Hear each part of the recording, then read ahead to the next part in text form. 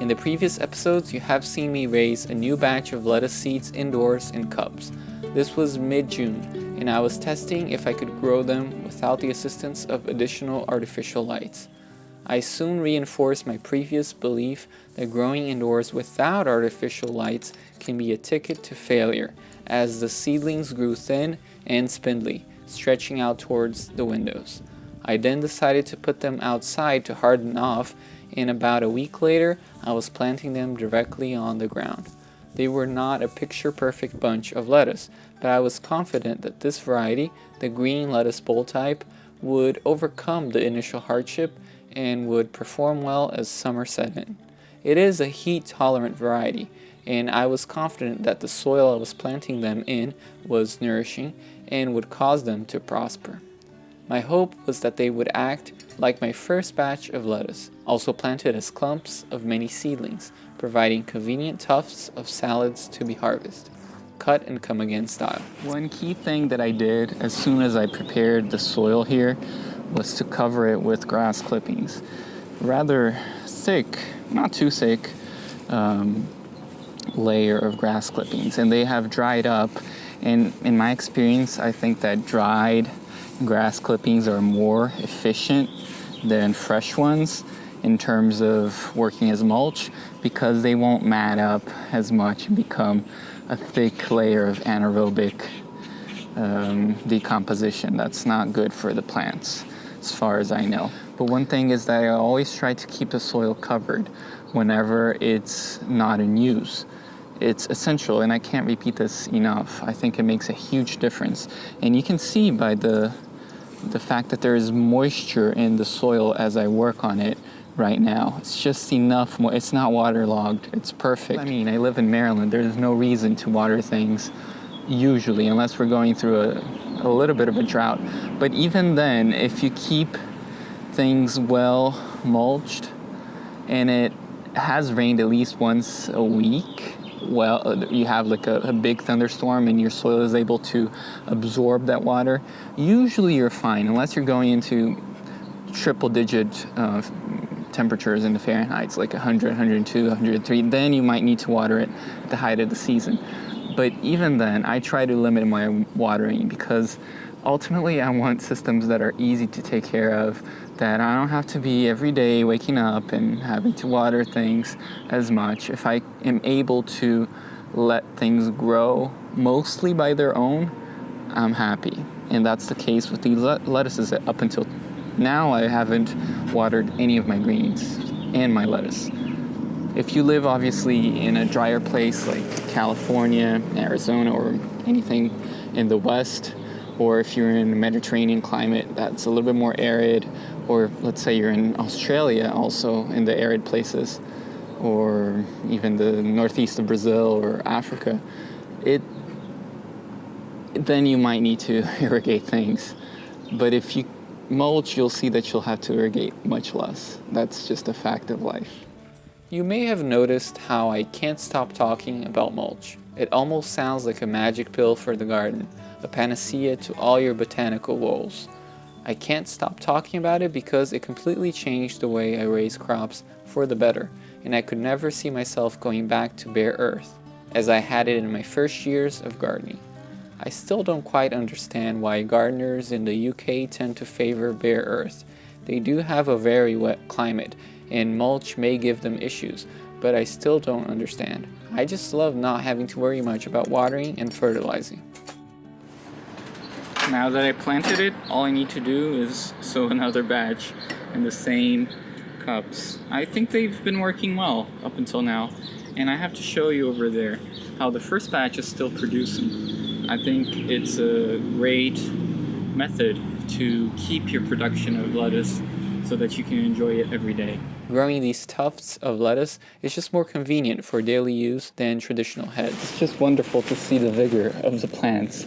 I've already harvested several clumps, and the ones that I have harvested have already reflushed or starting to reflush, and I'm sure that I'll get at least one repeat harvest, maybe 2 in some places. I don't know, because there are the beans and squash that I've planted in the back that intentionally I wanted them to eventually take over the space, as well as hopefully the okra will grow up by then. We'll see how that works. I always end up growing polycultures, and this bed was not an exception. Growing lettuce as a quick crop to make the best use of the space before other things needed it just made sense.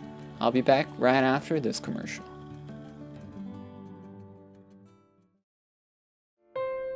About a week later, in the beginning of July, the garden was bursting with summer vigor.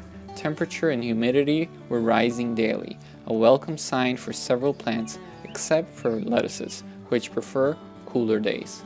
I was curious to see how the new transplants were faring.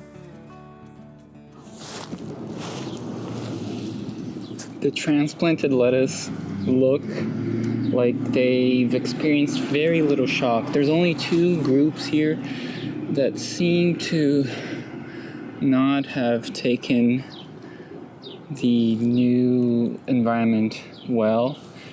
They appear to have dwindled in numbers, but the other ones are bursting from their roots.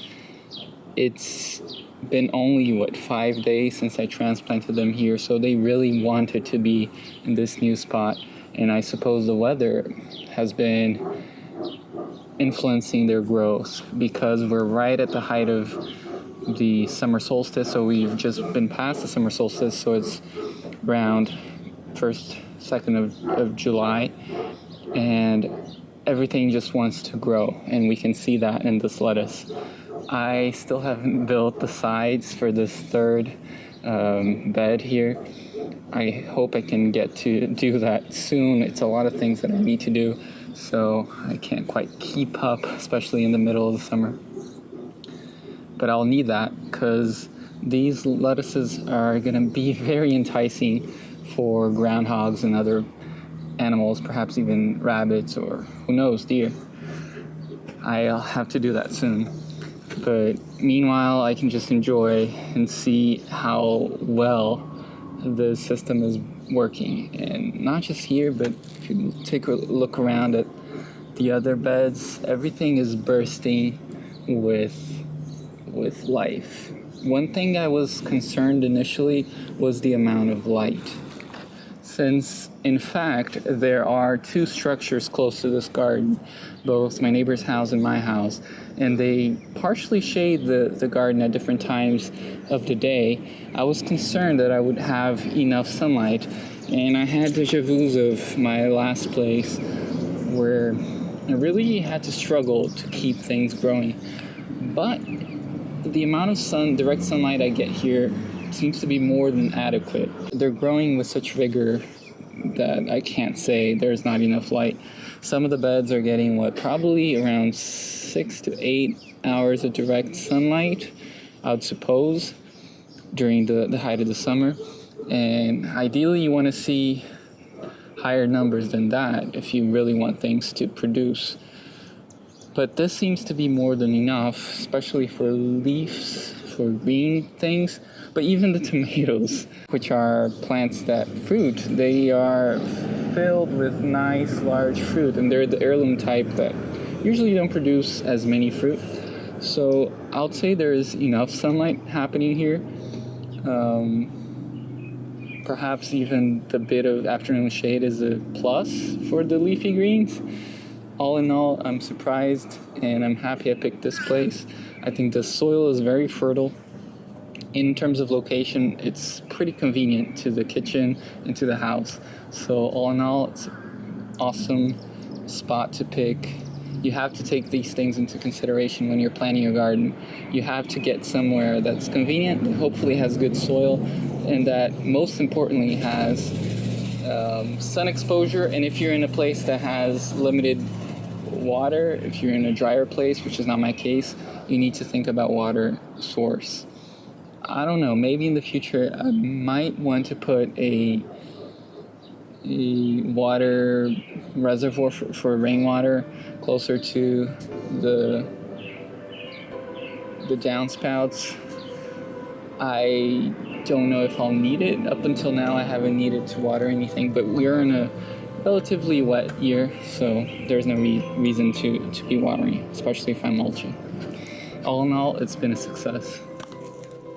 As long as I kept mulching, I would get good results. I was confident of that.